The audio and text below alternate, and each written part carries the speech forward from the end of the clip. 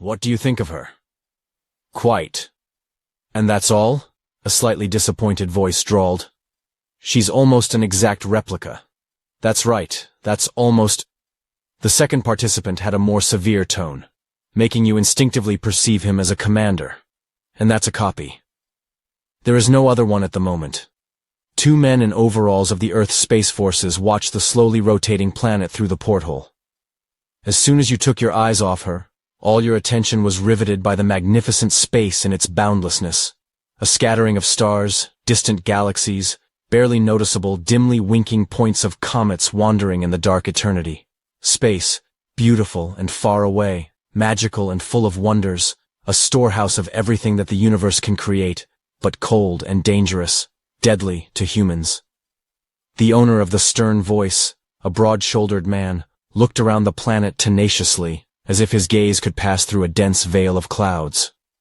"Commander, admit it, we weren't wrong this time," said a dark-haired girl with a smile, whose tight-fitting jumpsuit emphasized the smooth curves of her body.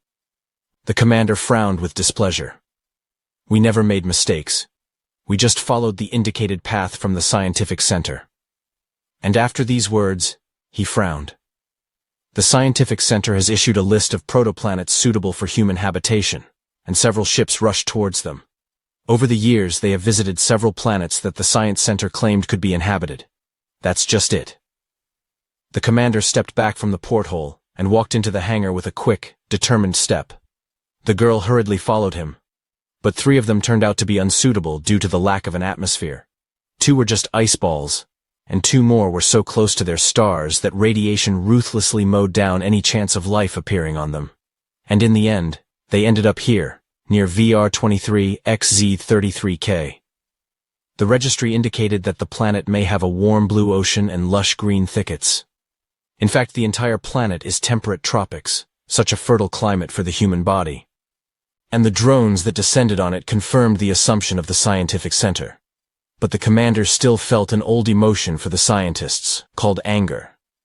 During this expedition, he lost several crew members, sometimes from accidents after a collision with asteroids, sometimes from mistakes by the crew itself, and sometimes death occurred as a result of offensive nonsense. And the commander painfully perceived all this as his personal defeat. He is still capable of showing such emotions, unlike the crew and the girl following him. The commander is a real person, born from the union of a man and a woman, and even though his nervous system has been manipulated to maximize productivity, depriving him of a number of emotions, he is still not like her. The commander looked at his assistant, who was always calm and in a light mood, with a perfect body, perfect brain, and perfect behavior. The perfect generation. That's just deprived of the possibility of out-of-the-box thinking, which is why he was appointed commander of the ship. Their mission is extremely important for the Earth, for the entire human race, if they hope to survive. "Is the AIO shuttle ready?" The commander went into the hangar. "Yes." "Activate any of the crew members?" "No." "According to the protocol, it is not recommended to go to the planet alone." "Will you take me?" The assistant took a step towards him. "I'll take it at night." That's how sometimes the commander wanted to answer her. The trouble is that the ideal generation had no sense of humor in principle. "No, he won't activate the crew members. There's another option. Werther will come with me." The android moved its dull eyes, detached itself from the wall, and silently headed towards the hangar. It looks just like a human, indistinguishable. This is done for psychological relief, so that people do not talk to the metal body of the robot. An acceptable option. AIO, an artificial intelligence with the same rights and responsibilities as a commander, agreed dryly. But only during so-called warp jumps that allow them to travel gigantic space distances. The commander donned a spacesuit, as did the android. Why would he? Flashed through the commander's mind. "Commander." The assistant approached him so close that her breath was imprinted on the transparent visor of the helmet. "Be careful, and come back soon." What's it? Participation in his life or just a standard phrase for support? He still couldn't find a common language with this damn perfect generation. But suddenly, in the back of his mind, he suddenly wished that this black-haired girl with sweet dark eyes was sincerely waiting for his return. I missed the stabilization injections again, stifling the primordial instinct. Okay, I'll figure it out later. As soon as he entered the hangar, the airlock doors closed securely behind him. Then a small, nimble dot detached itself from the motionless ship in orbit, swiftly plunging into a thick veil of clouds. The Kral moved lazily along the snow-white beach. Pleasant warm weather, pleasant breeze, soothing surf mixed with the creaking of sand under the limbs. The perfect day of a perfect life on a perfect planet. Kral smiled smugly, remembering his distant friends from Zero, a planet wrapped in such an impregnable layer of ice and snow that life on it was possible only in water under a reliable shell of ice. There, in the depths of the ocean, near thermal springs, they live, and in Kral's understanding, his old friends exist. Sometimes they communicate with each other. Nothing is a problem for the mental power of the great distance. They exchange scientific knowledge, theories about the origin of life on planets, and how life can develop on planets so different from each other. So the inhabitants of Zero, after Kral sent them the views of his native planet, sympathized with him to live for centuries and not see the ice. In their understanding, there is no greater tragedy. Or colleagues from Elder living in radioactive sands, their thick, black skin acquired a special property, became impregnable to the ubiquitous radiation, which allowed them to move from the struggle for survival to the long-awaited development, the study of mental strength and connection to the channels through which representatives of several planets communicated. A mental force. No one could explain its appearance and manifestation. She just was, always existed. And thousands of theories have already emerged about its origin, but none have been confirmed. The only thing that hundreds of the best minds on several planets agreed on was that it could have been created by some higher intelligence. But no one could explain what he was, or where he had gone. Kral carefully overcame the trees felled by the storm. The small inhabitants, hearing the rustle, immediately scattered. Kral good-naturedly watched them go. But once upon a time, his ancestors would have instantly rushed after them like prey, grabbing and tearing with razor-sharp fangs. Even later, having significantly evolved and created communities, the ancestors of entropy remained at the mercy of bloodthirsty instincts. The terrible customs of eating the weak or hopelessly wounded. The strong ruled. The weak squeaked in terror and hid so as not to be eaten. It was saved by the fact that the Kral family was fertile. And even when the elders ate the younger ones who did not have time to escape, their numbers still grew. Kral went out to the plantation where dozens of his colleagues were working. To what a bountiful harvest awaits them. How are you? I immediately received many gracious greetings from the Kral. It's okay. How are you? He gave a kind aura to everyone he saw, gently stroking their bodies.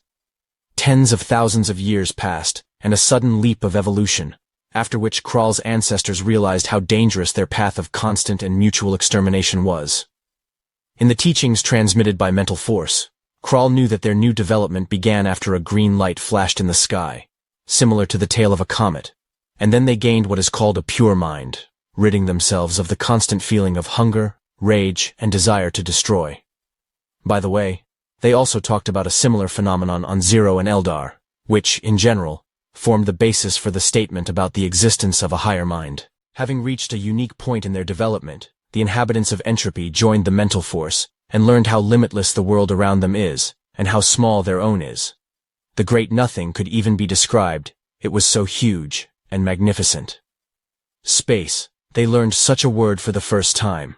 That's how they learned about other worlds and other beings who were happy to welcome them into their community. When the inhabitants of the planet reached harmony between themselves and the world in which they lived, the planet became one. It became like a big mind, able to communicate with other worlds, despite the enormous distances. And every inhabitant of any planet could join the mental force in order to communicate with any inhabitant of any world that was intelligent. But now, a thoroughly forgotten wave of anxiety had passed through his world. Some worlds were transmitting messages, and a strange metal object was moving from planet to planet, watching them, and then suddenly disappearing. There may be many suggestions that this may be the case, but they are all vague guesses, and this object appeared near entropy.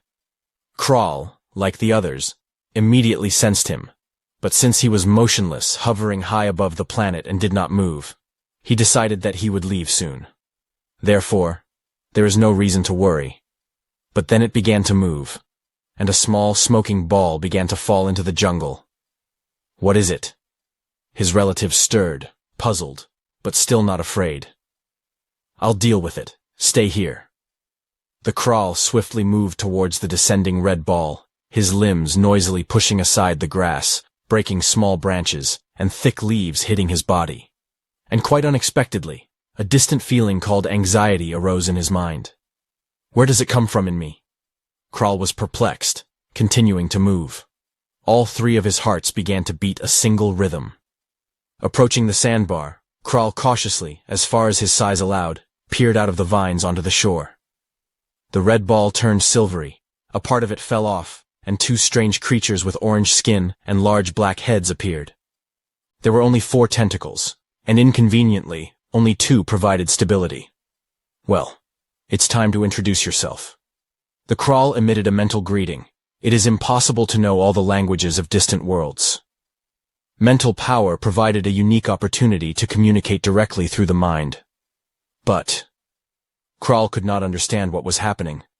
The mental force returned with nothing, as if communication had happened with a stone. But they are living beings. This can't be happening, Kral exclaimed. The sound of his voice made the 2 of them stop and frantically look around. The jungle's inhabitants scattered, alarmed.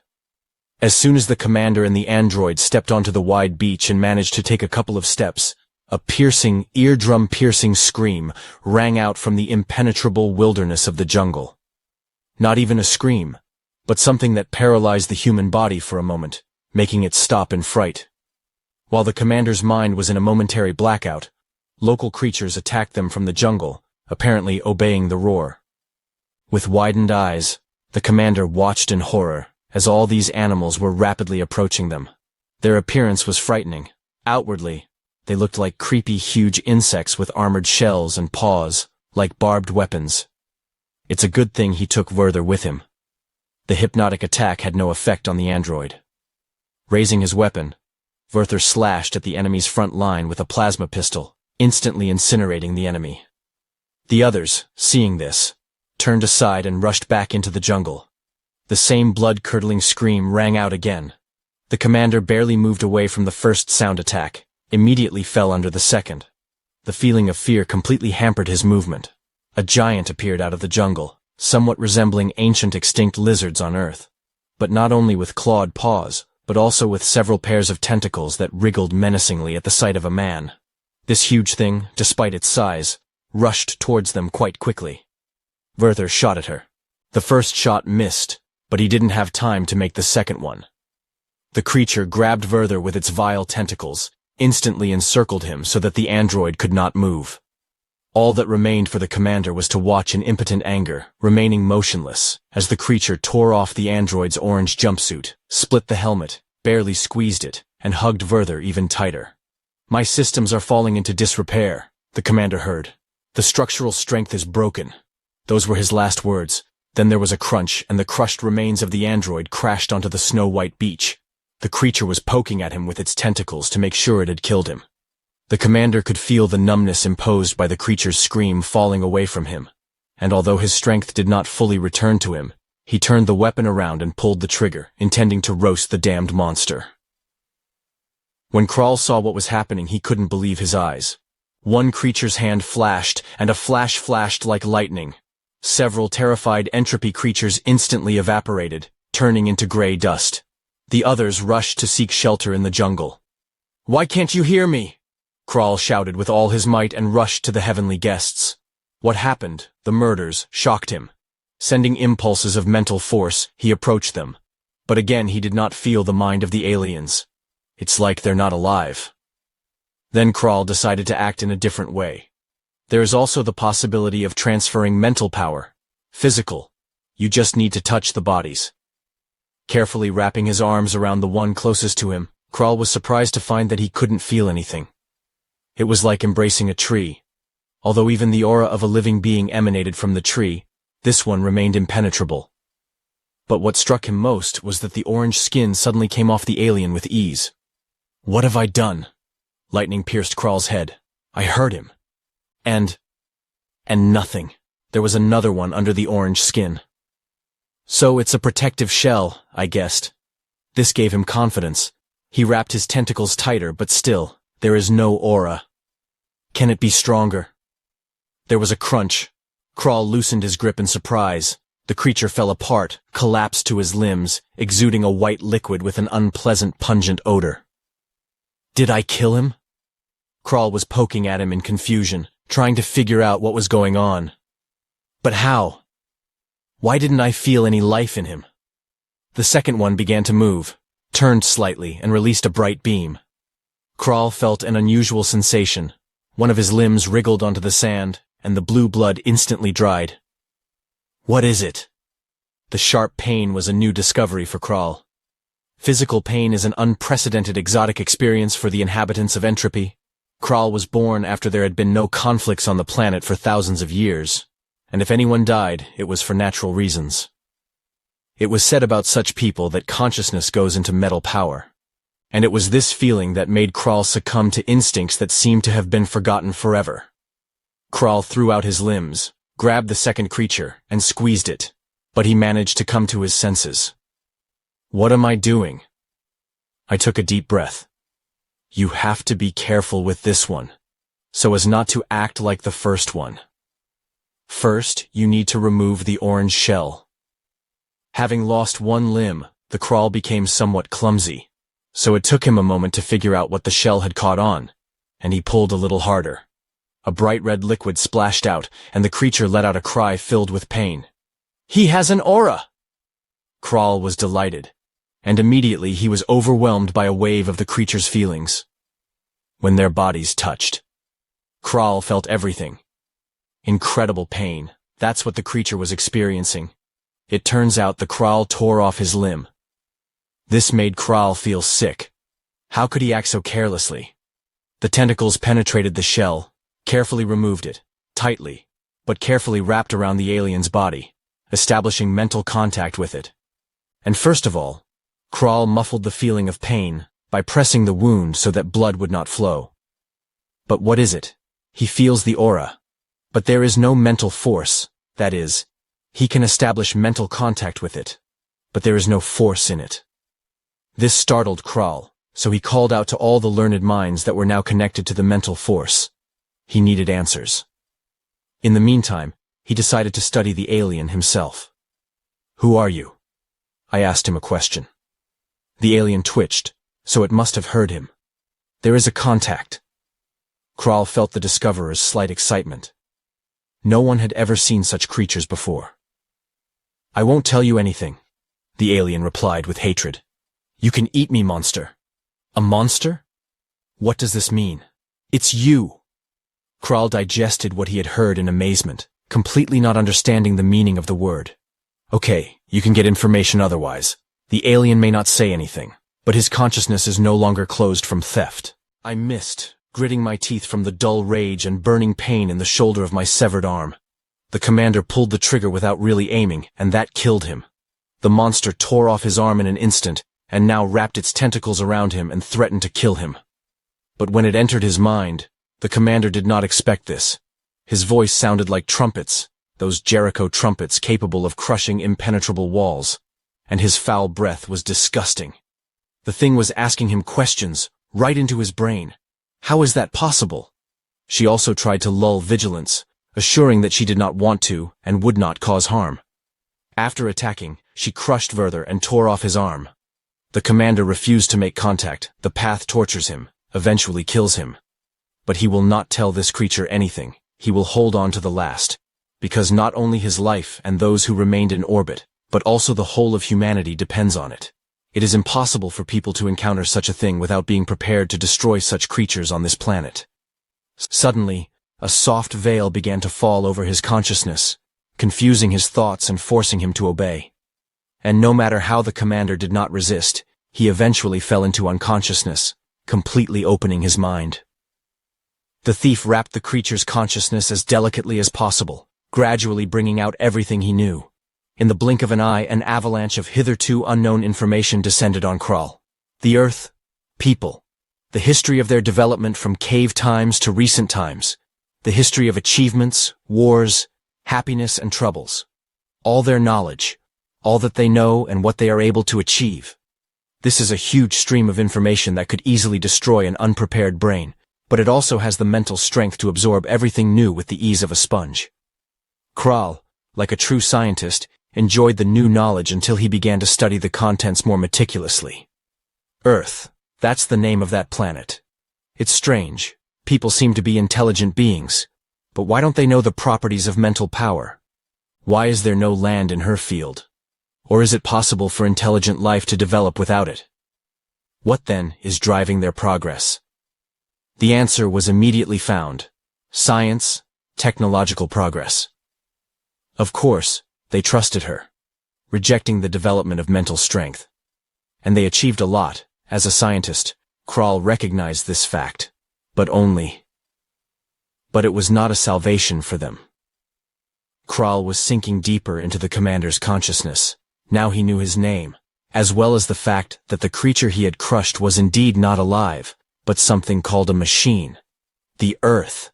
How much intelligent life there is on it. Billions and billions. But what kind of problems? Their world is dying. Kral clearly saw columns of exhausted people trudging along the muddy roads. How people, exhausted from hunger and disease, fall and die unable to get up. But why don't other people help them? Why is there not enough food on a planet capable of feeding many more people? And here are the new pictures of the Earth. It can't be. Their technical development has led to the appearance of uninhabitable territories. The water, air, and earth have become poisoned. The planet is moaning from the pain caused to it by people, but they don't hear it. They don't want to hear it. All three of his hearts beat with indignation. But how can you do that to your own house? How can you destroy a living organism? Oh, that's it. Science denies the assumption that the planet itself can be alive.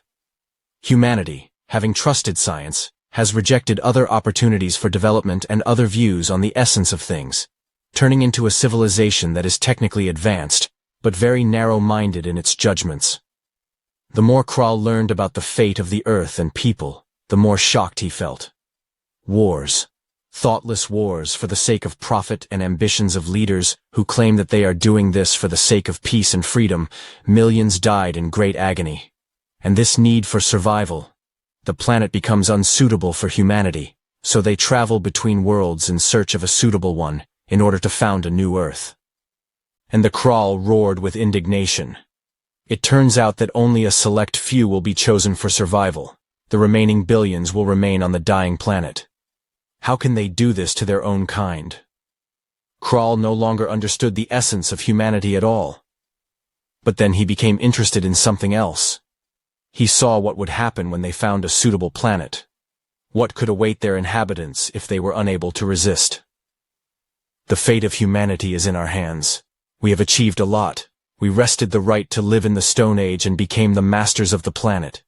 Now it's the turn of the cosmos, the universe. These are our new horizons. This is our new development, and nothing will stand in our way.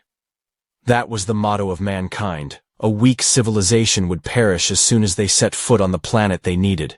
And all this is under the slogan of protecting people.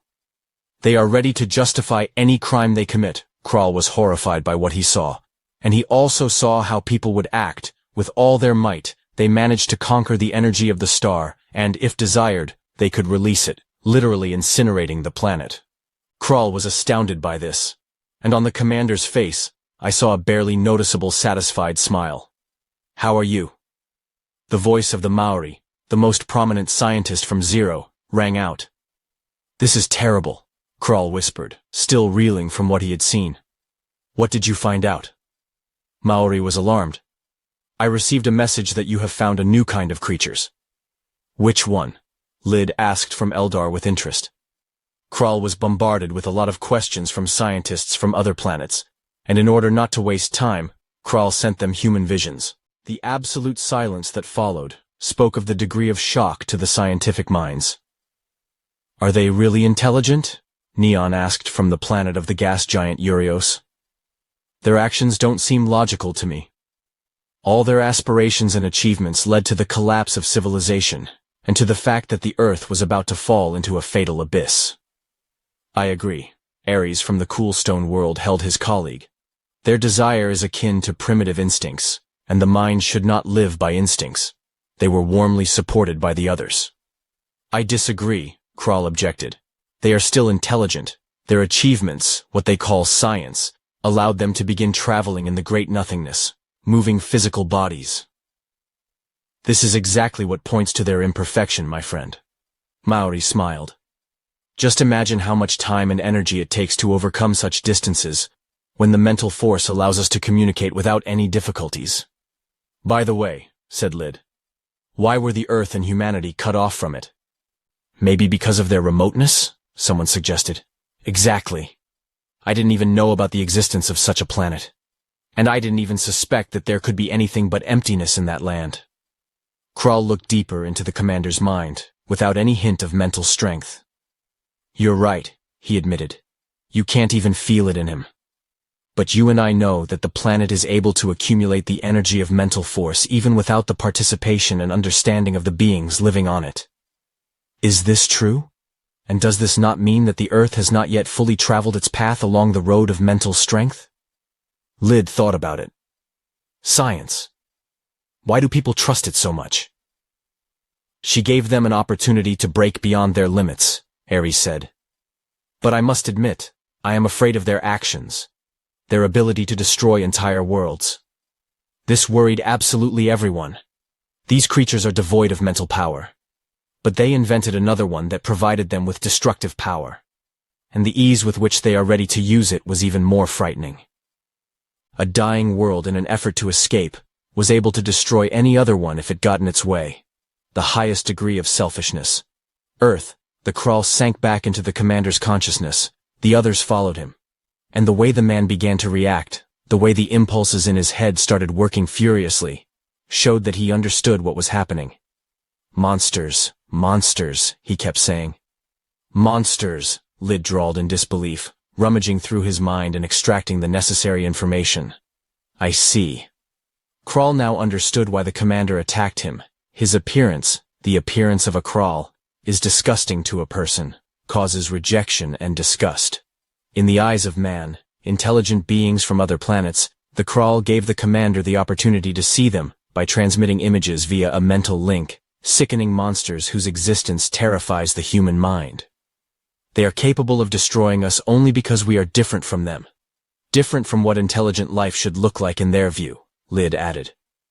They destroy their own kind if their views don't match, Neon said. Everyone saw death camps, conveyor belts for the destruction of people, and everyone shuddered at the horror they saw. The condemned were used as livestock, and then as material for the extraction of necessary resources. So, are they intelligent? Someone asked a question again. Landfills of grandiose size, suffocating smog covering large cities, dirty rivers in which children bathe, mutilated animals, and people born from poor ecology. And above all, those who considered themselves the elite.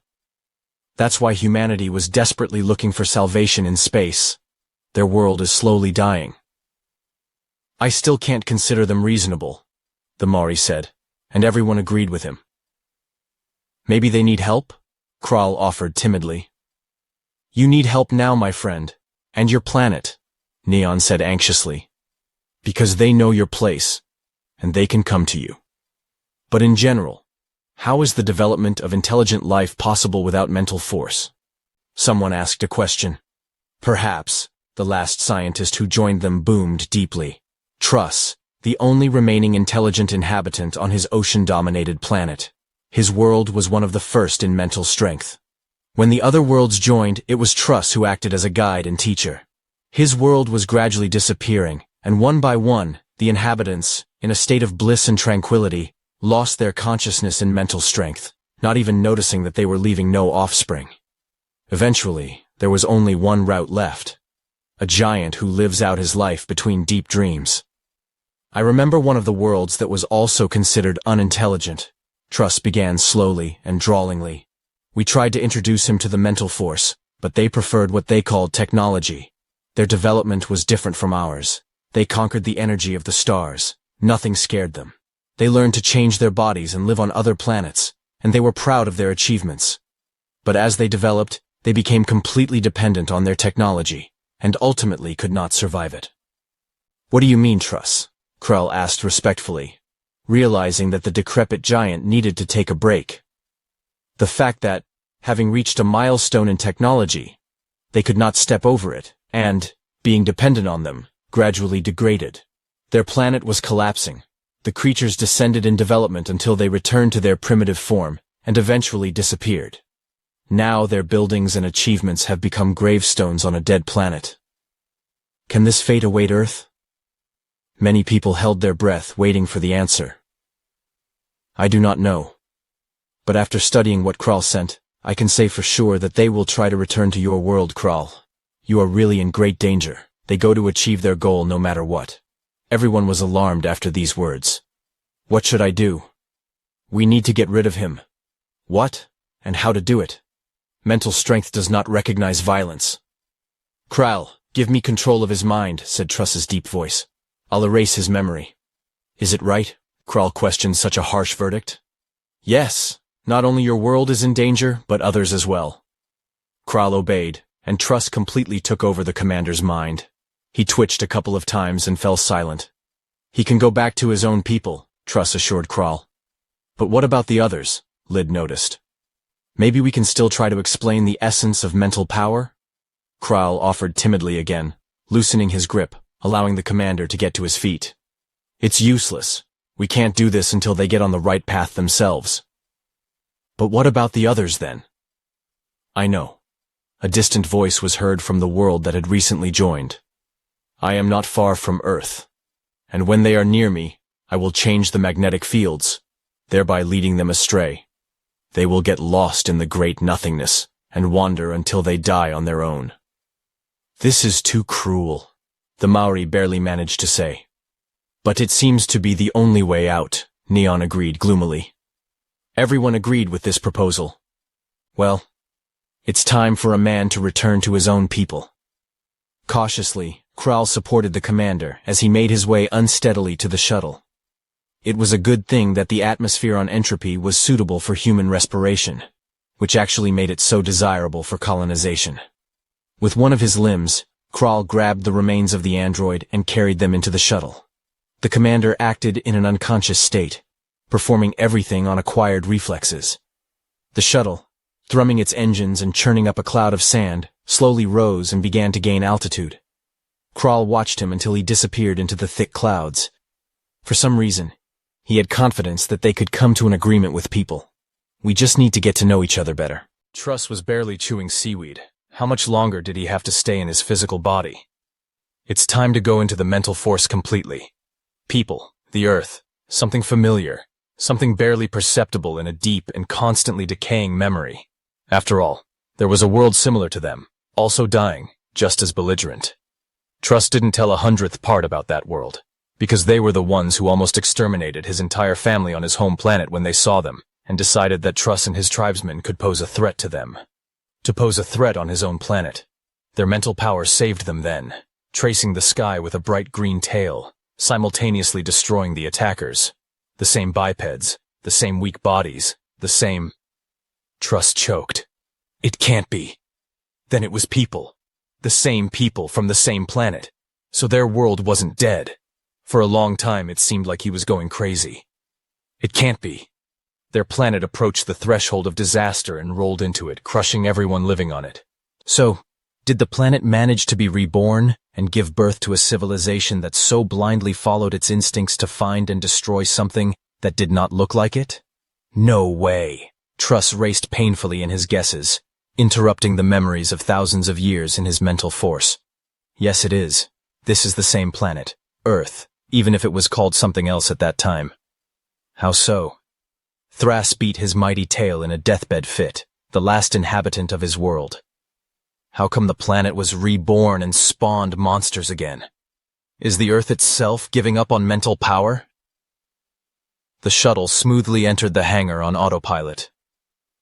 The commander's condition is critical, AIO informed her assistant. Injury? An arm was torn off and irreparable damage was done to consciousness. What? The airlock doors opened and the commander appeared on shaky legs. The assistant, although from the ideal generation, could not hold back an exclamation at the sight of him. A torn jumpsuit, dangling veins and remnants of muscles from a severed arm, and the commander was pulling a piece of leather with his good one. The assistant rushed to him, barely managing to catch him before he collapsed to his knees. There was no glimmer of consciousness in the empty eyes, as if the commander had been deprived of his mind. Saliva trickled down his chin from his slightly open mouth and dripped onto his chest. He was mumbling something, trying to get articulate words out of himself. "What's the matter with you?" The assistant grabbed his head, wanting to calm him down instinctively, like a woman, pressed him to her chest. The commander was humming something. "I am unable to diagnose the brain. It is necessary to put it in a medical capsule," the AIO sternly ordered. The assistant lifted the commander to his feet and led the thoughtless body after her. The commander tried to squeeze out the words. "I'm making a decision to return to Earth," the assistant said. "I agree. This planet was the last one in our registry." The commander did not give up trying, despite his absolutely empty eyes. "Monsters," he said suddenly clearly. "There are monsters on the planet." "What?" The assistant stopped, but this is the only thing he managed to squeeze out of himself. The rest of the attempts did not lead to anything. The commander's body was shaking, his empty eyes devoid of reason. "The research ship Aurora has set a course for returning to Earth. End."